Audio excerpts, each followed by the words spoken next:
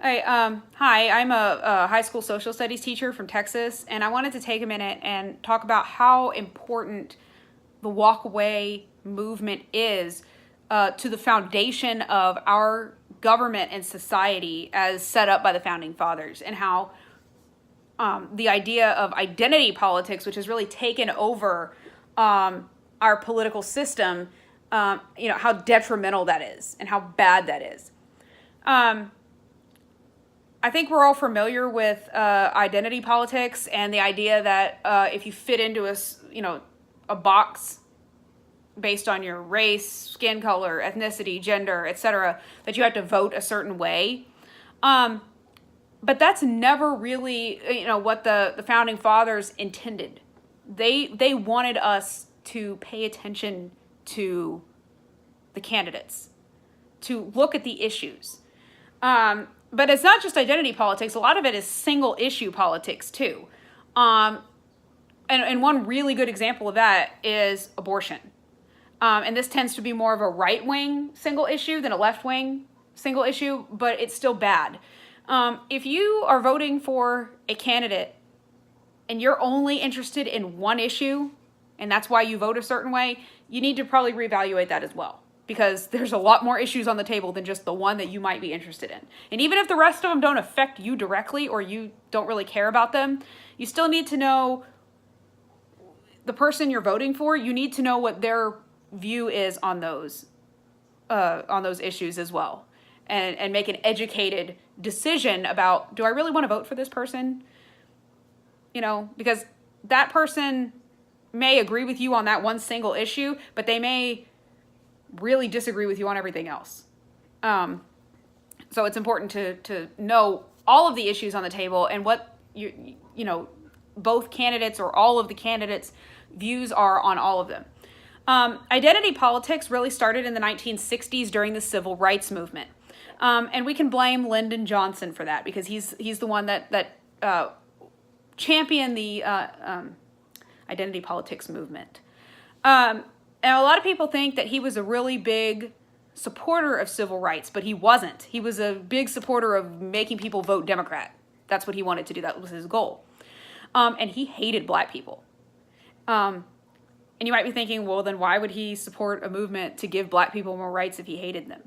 I'm going to paraphrase a quote by Johnson because I'm on my phone, so I can't, I'm filming myself with my phone, so I can't use it to look up the direct quote. But he said something along the lines of, if we do this being civil rights, we'll have those N-words voting Democrat for the rest of their lives.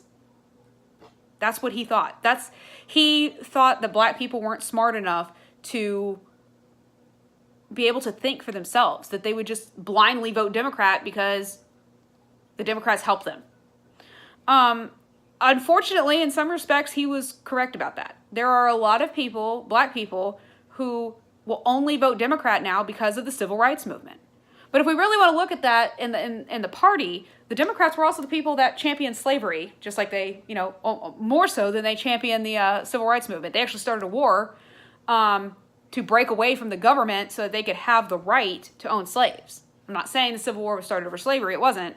Pick an issue. I mean, there was a lot. The issue was states' rights. They wanted to be able to vote on that issue, not have some dude in Washington tell them what to do. So if we're going to look back at a party and say we need to support a party because in the past they did this, well, let's look all the way back. Well, the Democrats did that too. Another really big identity politics group is actually surprisingly women.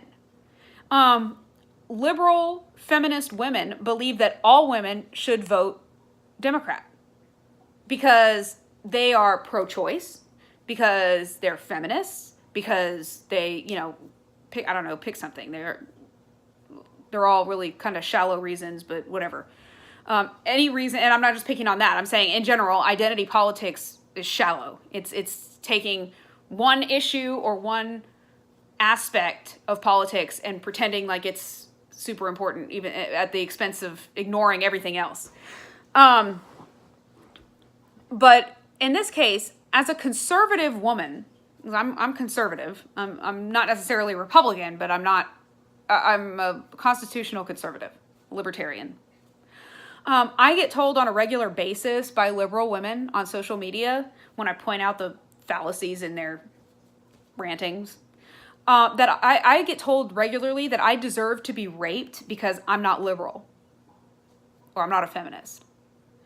And that is why identity politics is bad. It's essentially why that's bad. Identity politics doesn't allow for people to think for themselves.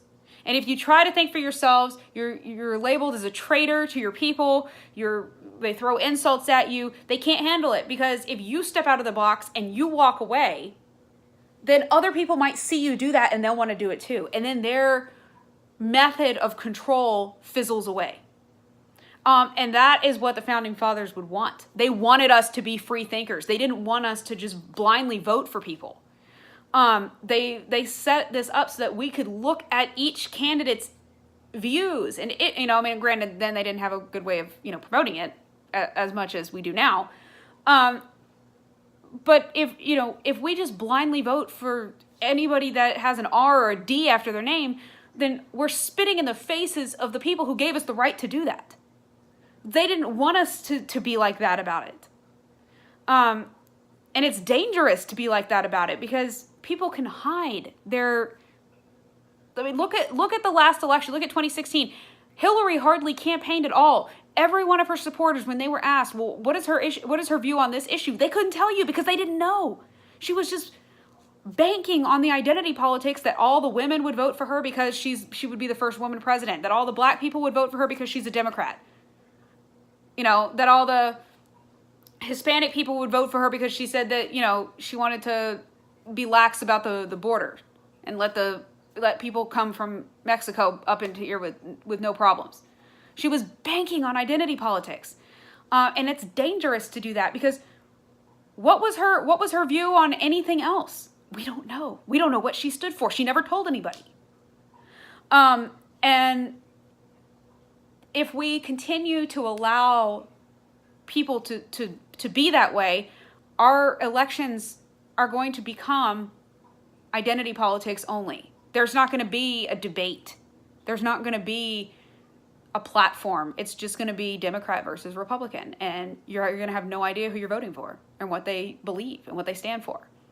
The Democrats claim to be about love and acceptance of everybody.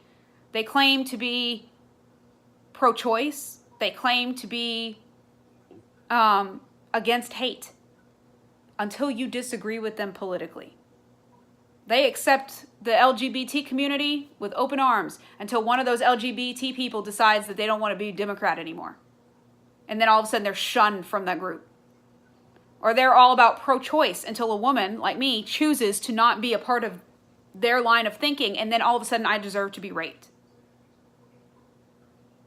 I've seen so many walk-away videos from people, especially African Americans, who say that they feel that by walking away from the Democratic Party that they're walking away from the plantation. And it has never been more true than today.